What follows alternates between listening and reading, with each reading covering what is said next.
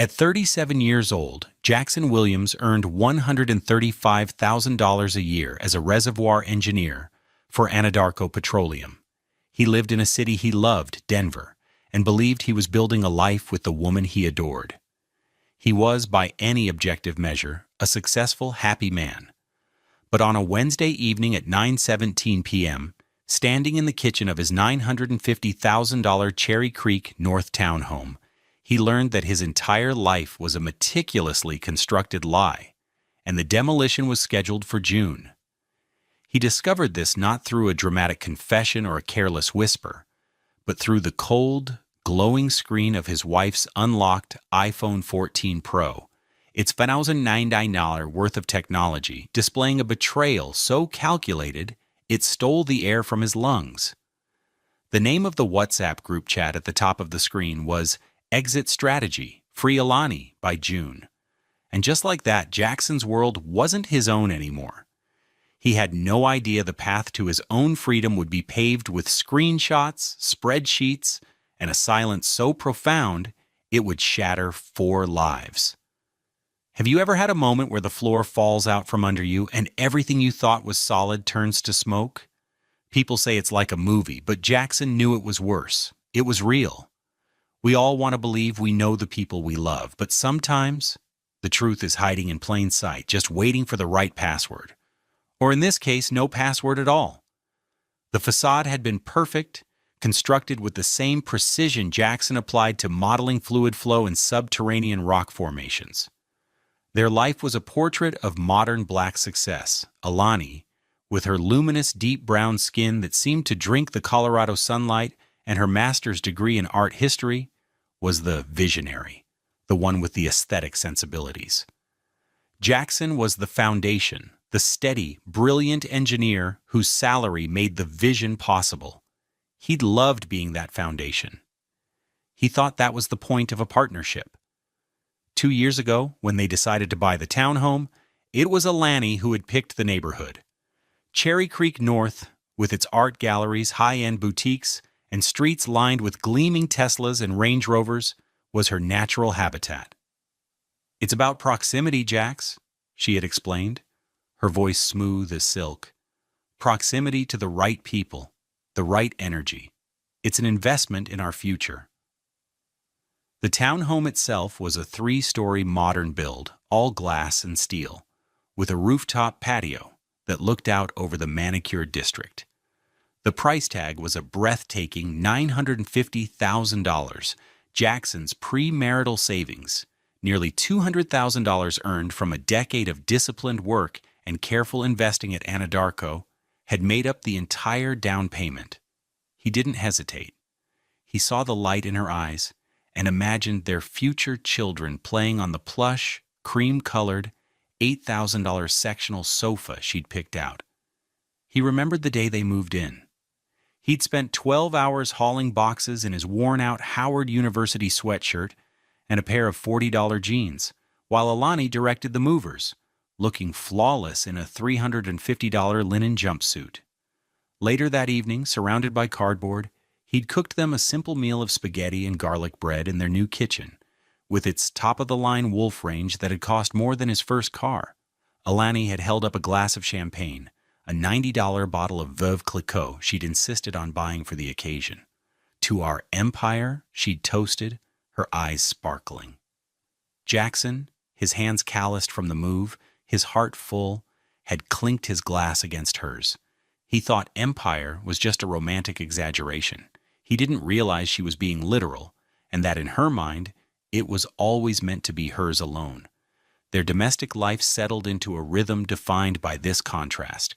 Jackson's world was practical, tangible.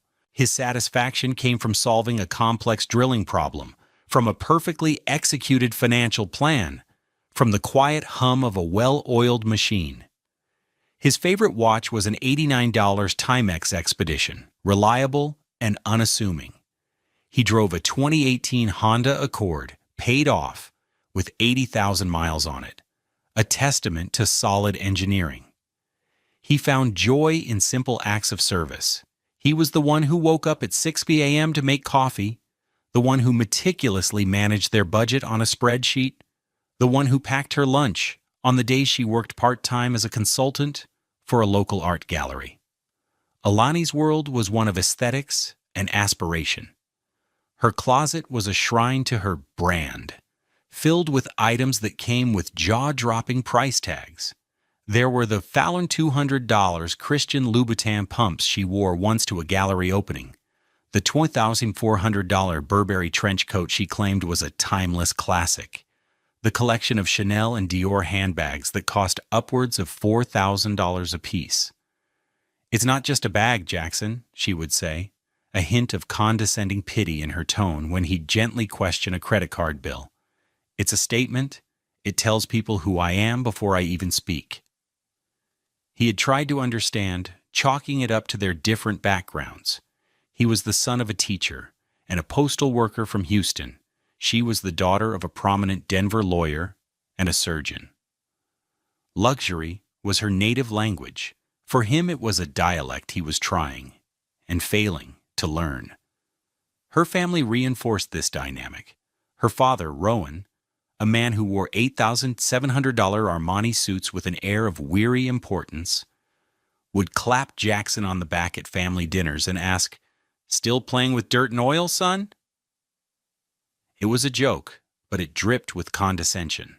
Her mother, Cadence, a woman whose face was a smooth, unmoving mask of expensive cosmetic procedures, would appraise Jackson's modest clothing with a sweep of her eyes, a silent judgment more damning than any words. And then there was Sterling, Alani's younger brother, a self-proclaimed entrepreneur who drove a leased $90,000 BMW M4 and lived off a trust fund.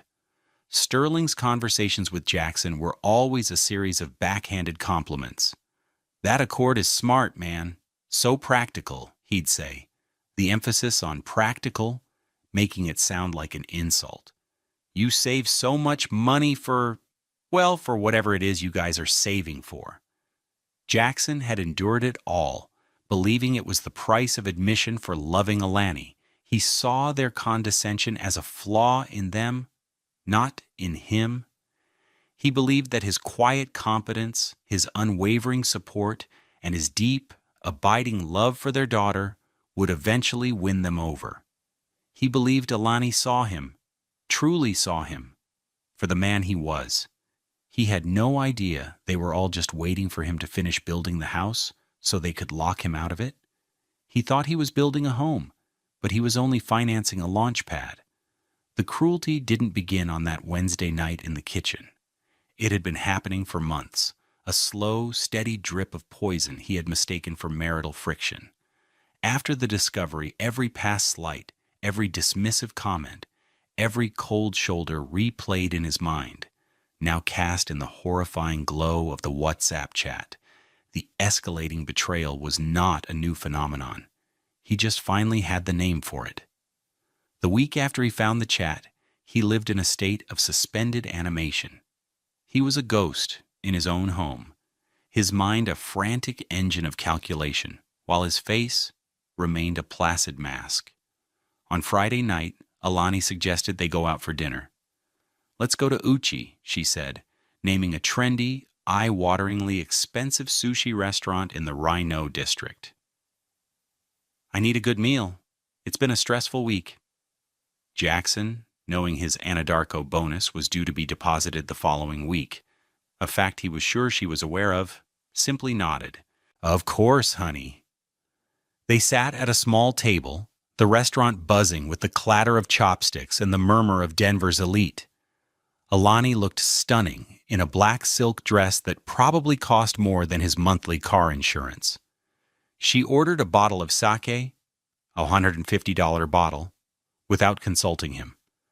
Throughout the meal, she scrolled through her phone, occasionally showing him a picture on Instagram of a friend who had just gotten divorced. "Look at Chloe," she said, holding the phone out. "She's in Bali. She says she's never been happier, finally free." She sighed dramatically, placing the phone face down. "It's so important for a woman to have her own life, you know, to not be defined by a man or a marriage." The words landed like stones in Jackson's gut. He remembered seeing Chloe's name in the chat logs. She was one of the success stories Cadence had cited. Chloe's lawyer was brilliant.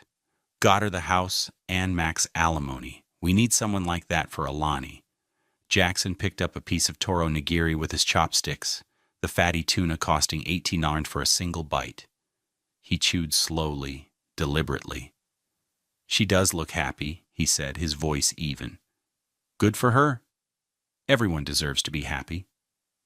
He looked directly into Alani's eyes, searching for a flicker of guilt, of anything. He found nothing but a cool, reflective surface. Exactly, Alani said, pleased, as if he had finally understood a complex concept. That's what I've been trying to tell you. The bill came. It was $487. Jackson paid it without comment, adding a 20% tip. As they walked to the car, Alani slipped her arm through his. That was nice, she said. We should do that more often. He felt the warmth of her hand through the sleeve of his jacket. It was the hand that typed messages to her family about how trapped she felt, how she couldn't wait to be free. The disconnect was so profound it made him feel dizzy. He was walking beside a stranger, a beautiful, dangerous stranger who was methodically planning his ruin. The following Sunday, her mother called. Jackson was in the small home office, reviewing seismic data on his laptop, when he heard Alani's side of the conversation from the living room. Her voice was a low, conspiratorial murmur. He couldn't hear everything, but he caught phrases that sent a chill through him. So, no, he still has no idea? So focused on his little projects? A soft, dismissive laugh. Of course, Mama. The timeline is the timeline. June, not a day later. Sterling is looking into asset managers for me already. He closed his eyes. Little projects. That's what she called his career. The work that paid for the roof over her head, the $4,500 Chanel bag she'd bought last month, the very phone she was using to plot against him. He heard the front door close and knew she had stepped out onto the patio for more privacy. He didn't need to hear more. He had 6 months of her private conversations saved as high-resolution images on a password-protected folder on his personal laptop. Later that afternoon, she came into the office. She leaned against the doorframe, a vision in a cream-colored cashmere lounge set that cost $600. Working hard? She asked, her tone light, almost playful. Always, he said, not looking up from his screen. You know, my mother is worried about you, she said, walking over to his desk. She ran a finger along the spine of a petroleum engineering textbook. She thinks you work too much, that you don't enjoy the finer things in life. This was a direct quote from Cadence in the chat. He has no appreciation for the finer things. He's a simple man, and you, my darling, are a queen. You can't build a palace with a man who is content to live in a hut. Jackson finally looked up at her. He let the silence stretch, watching her. He saw the slight, almost imperceptible tension in her jaw. She was probing, testing the walls of his ignorance. He gave her a small, tired smile. Your mom worries too much. I'm happy when you're happy, Alani. All this, he gestured vaguely around the expensive room, is for you. You know that. It was the perfect thing to say. It was what the old Jackson, the fool, would have said. And it worked. Her posture relaxed. She smiled, a genuine, dazzling smile that had once made his heart leap. I know, she said, leaning down to kiss his forehead. You're a good man, Jackson. The touch of her lips on his skin felt like a brand, a mark of ownership. He waited until she had left the room, the scent of her $350 Byredo perfume lingering in the air. Then he turned back to his computer, opened a new spreadsheet, and created a file named Asset Allocation March. The betrayal wasn't just escalating, it was fueling his resolve. Every lie, every condescending remark, Every stolen dollar was another line of code in the program he was writing for his own liberation. She thought she was playing chess, but he was building a new board, one where her queen had nowhere left to move. He had June on his calendar, circled in red. But his timeline was his own. The discovery itself was an accident of stunning banality. It happened on a Wednesday, November 15th at exactly 9:17 p.m. Jackson had been at the Anadarko campus in Platteville all day, wrestling with a particularly stubborn set of pressure transient data from a new horizontal well in the DJ Basin. It was the kind of complex, multivariable problem he loved, a puzzle of physics and geology that demanded absolute focus. He'd gotten home late around 8:45 p.m., feeling the familiar mix of mental exhaustion and deep satisfaction that came after a productive day. The house was quiet. Alani was upstairs, he assumed, on one of her long, whispered phone calls with her mother or scrolling through Net-a-Porter. The kitchen was an island of sterile perfection, the white quartz countertops gleaming under the recessed lighting. A half-empty glass of wine, a $75 bottle of Sancerre, he noted absently, sat next to Alani's phone on the island. This was not unusual. She left her phone everywhere, a casual display of trust that now seemed like a calculated piece of theater. Jackson, thirsty, walked to the $4,000 Sub-Zero refrigerator to get a bottle of water. As he unscrewed the cap, his gaze fell upon the phone. The screen was lit up, unlocked. A new message had just arrived, and the banner notification was visible at the top of the screen. It was from a group chat. He saw his own name. He saw his wife's brother's name. And he saw a phrase that made the bottle of water slip from his grasp and clatter to the polished hardwood floor. A sudden, violent sound in the silent house. The group name was Exit Strategy, Free Alani by June. The banner notification itself was from Sterling. Just got the prelim numbers from the financial advisor. If she plays this right, she can get the house plus 50% of his Anadarko RSUs. Jackson won't know what hit him. Time seemed to slow down, the seconds stretching into thick, syrupy bands. The sound of the refrigerator's hum grew loud, a droning in his ears. His heart, which had been beating at the steady rhythm of a man at rest, began to pound against his ribs, a frantic, trapped bird. He didn't bend down to pick up the water bottle. He didn't call out to Alani. He stood perfectly still, his eyes locked on the glowing screen. His training as an engineer took over. When faced with a catastrophic system failure, you do not panic. You observe. You collect data. You diagnose the fault. His hands, usually so steady they could calibrate the most delicate sensor, trembled slightly as he reached for the phone. His thumbprint, which Alani had laughingly added to her Face ID just in case, was no longer needed. The phone was wide open, an invitation. He tapped the notification banner and the world fell away. He was in the chat. It was a cascade of betrayal, a digital monument to their contempt for him. He scrolled up, his thumb moving with a mechanical, jerky motion. Up and up, past today's messages, past last week's, past last month's. The chat went back 6 months, to May.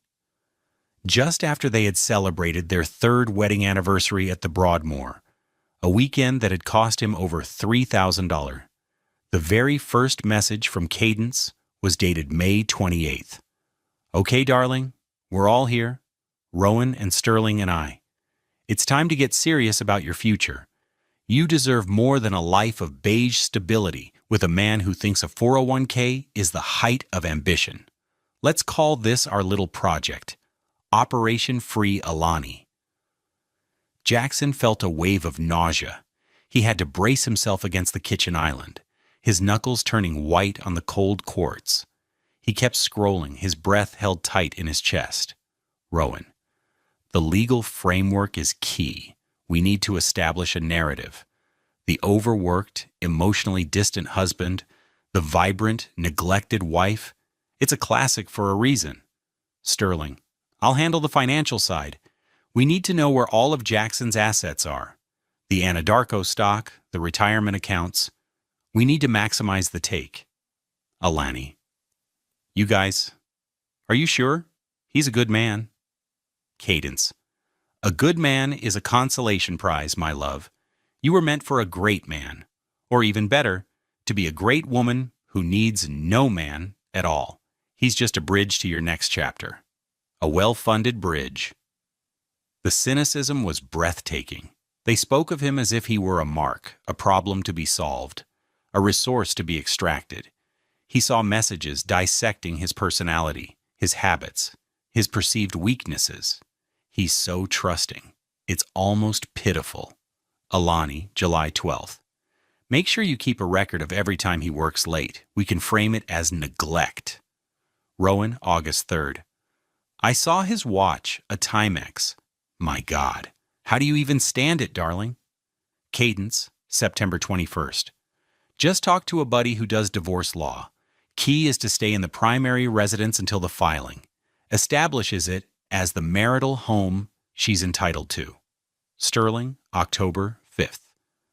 The plan was all there, laid out in chilling detail, the timeline, the legal strategy, the financial targets, the narrative.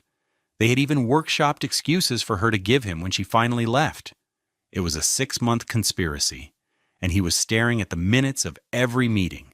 He heard a floorboard creak upstairs. Alani was moving around. The spell was broken. Adrenaline, cold and sharp, flooded his system. He couldn't confront her. Not now. An open confrontation was what they would expect from a simple man. It would be emotional, messy.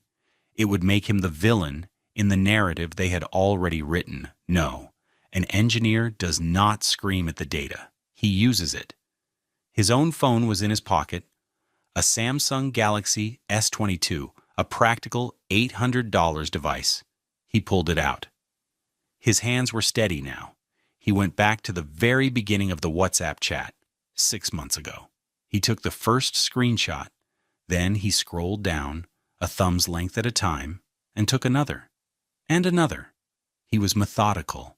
He captured every message, every timestamp, every condescending joke, every calculated piece of advice.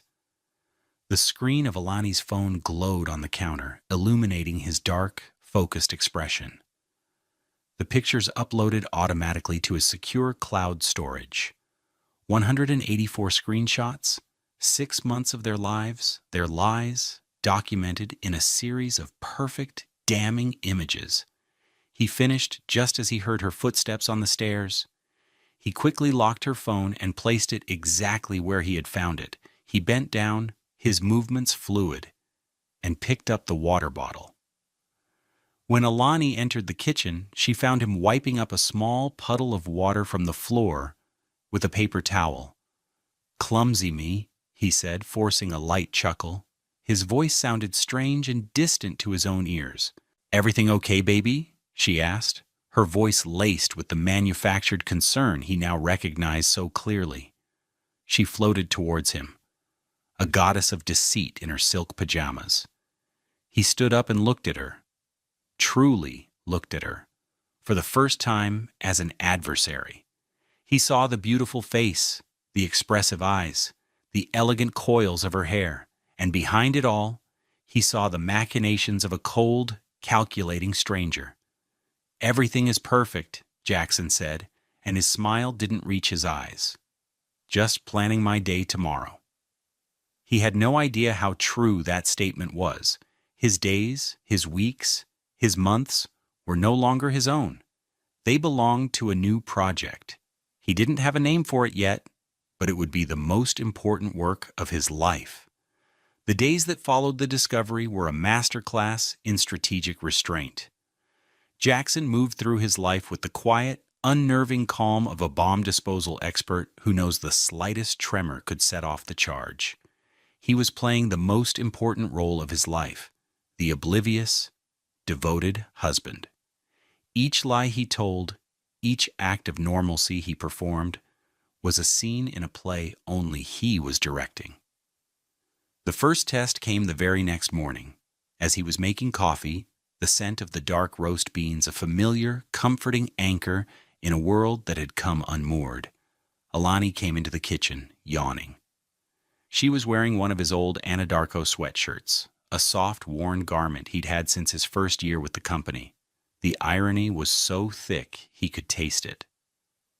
"Morning," she mumbled, wrapping her arms around his waist from behind. "You were so quiet coming to bed last night, I didn't even hear you." "Big day today," he said, his voice steady as he measured the coffee grounds. "Trying to get a head start." He didn't turn around.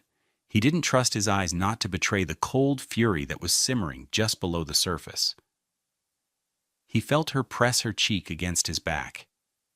It was a gesture that once would have filled him with warmth. Now, it felt like the cold touch of a snake. "My mom wants to have us over for brunch on Sunday," she said. "She's making her famous shrimp and grits. You know how much she wants to see us?" He knew exactly what her mother wanted. He had the screenshots. Cadence Nav 10th. "Get him over here for brunch. I need to see his face, gauge his mood. We can't have any surprises." "Sounds great," Jackson replied, turning around with 2 mugs in his hand, a carefully constructed smile on his face. "I haven't had your mom's grits in ages. Tell her I'm looking forward to it."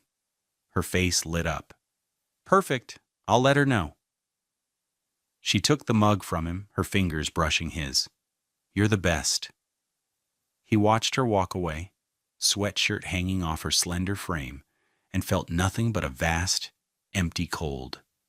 Every interaction was now a data point. Her suggestion for brunch was not an invitation. It was an intelligence-gathering mission. His acceptance was not an act of a loving husband. It was a move to maintain his cover. That Sunday, he walked into the Lion's Den. His in-laws' sprawling, $2.5 million Tudor-style home in the Denver Country Club neighborhood. The air smelled of old money and fresh-cut lilies. Rowan greeted him with a hearty handshake that felt entirely false, his other hand gripping a glass of what was probably very expensive scotch, even at 11 a.m. "Jackson, good to see you, son," he boomed. "Still taming the wildcat wells?" "Something like that," Jackson said with a polite nod. Cadence glided over, enveloping him in a cloud of Chanel No. 5. "Jackson, darling, you look tired," she said, her perfectly manicured hand patting his cheek. "Is Alani working you too hard, or is it that job of yours?" He saw the message in his mind's eye. Cadence, Nav 12th. Let's push the "he's always tired and stressed" narrative. It makes him seem unavailable, justifies her unhappiness. "Just busy season," he said, shrugging. "You know how it is." Brunch was an agonizing 2-hour performance. Sterling, smug in a $400 polo shirt, spent most of the meal talking about a disruptive new tech investment he was considering. At one point, he turned to Jackson. "Hey, Jax, I was thinking," he began, leaning forward conspiratorially. "You must have a pretty good chunk of change in your company stock plan, right? Those RSUs can be tricky. You should really have a professional manage that for you. I know a guy, best in the city. He could really make that money work for you. And Alani." The silence was electric. Alani froze with a forkful of shrimp halfway to her mouth. Cadence watched him with hawk-like intensity. Rowan swirled his scotch. It was a coordinated attack, a fishing expedition disguised as friendly advice. They wanted to know the exact value of his assets. Jackson took a slow sip of his orange juice. He let the silence hang in the air, enjoying the flicker of panic in Sterling's eyes. "I appreciate the offer, Sterling," he said finally, his tone mild, "but I'm pretty comfortable with my current strategy. It's a simple, long-term, buy-and-hold approach. Nothing exciting, just steady growth." He turned to Alani and smiled. "It's our retirement, after all. Got to be careful with it." He had just lied to their faces, understating the complexity and value of his portfolio, while simultaneously reinforcing their image of him as a simple, unsophisticated investor. He saw the subtle exchange of glances between Cadence and Rowan. They were filing away his response, another data point in their flawed model of him. He was a simple man. He was predictable. He was beige stability. And every lie he told them, every performance he gave, cemented that image in their minds, lulling them into a false sense of security. He was no longer just playing the part of the oblivious husband. He was actively feeding them the disinformation they wanted to hear, building the cage of their own assumptions around them, brick by brick. He was not the one being trapped. He was the one setting the trap. The day after the disastrous brunch, Jackson took his first concrete step. He called in sick to work for the first time in 3 years, citing a sudden stomach bug. The lie tasted like ash in his mouth, but it was a necessary tool. His real work was just beginning. At 8 a.m., instead of driving to the Anadarko Tech Center, he drove his unassuming Honda Accord to a sleek glass tower downtown. He parked in a public garage, paying the $15 fee with cash, and walked 2 blocks to the offices of Miller and Kane, a law firm known for its cutthroat but impeccably discreet family law division. He had spent all of Sunday night researching, cross-referencing reviews, legal journals, and public case records. He wasn't looking for the most aggressive lawyer. He was looking for the most methodical one. He found her in Jessica Kane. Her bio said she had an undergraduate degree in mathematics before going to law school. That was the detail that sold him. She would understand the logic of his approach. The firm's reception area was a study in minimalist wealth, original abstract art on the walls, Mies van der Rohe chairs, a receptionist who spoke in hushed, respectful tones. Jackson, in his $200 J.Crew blazer and chinos, felt underdressed but resolute. Jessica Kane was a tall, elegant black woman in her late 40s, with her hair in intricate locks threaded with silver. She wore an $8,700 Armani suit that made her look like she was carved from obsidian. She didn't offer fake pleasantries. She shook his hand firmly, gestured to a chair in her office, which had a panoramic view of the mountains, and said, "My time is billed at $1,200 an hour. Your email said you have evidence of a conspiracy to commit marital fraud. Show me." Jackson felt a surge of relief. This was a woman who spoke his language, efficiency, and directness. He opened the slim leather portfolio he'd bought for $80 at Office Depot that morning. Inside, neatly organized in a binder, were the first 20 pages of the WhatsApp chat, printed in full color on high-quality paper. He had time-stamped each screenshot and highlighted the most damning messages in yellow. He pushed the binder across the polished mahogany desk. Jessica put on a pair of sleek, black-framed reading glasses and began to read. For 20 minutes, the only sound in the room was the soft rustle of paper. She didn't flinch. Her expression was unreadable, a mask of professional neutrality, but Jackson saw a muscle twitch in her jaw when she read Cadence's line about him being a well-funded bridge. When she finished, she closed the binder and looked at him. "Mr. Williams," she said, her voice low and charged with a new energy. "In 20 years of practicing law, I have seen greed, stupidity, and cruelty. It is rare to see all three so beautifully documented by the perpetrators themselves. This," she tapped the binder with a long, manicured finger, "is a gift." "They have a timeline," Jackson said, his voice flat. "They plan to make their move in June." "They plan to file in June," Jessica corrected him. "Their move has been underway for 6 months.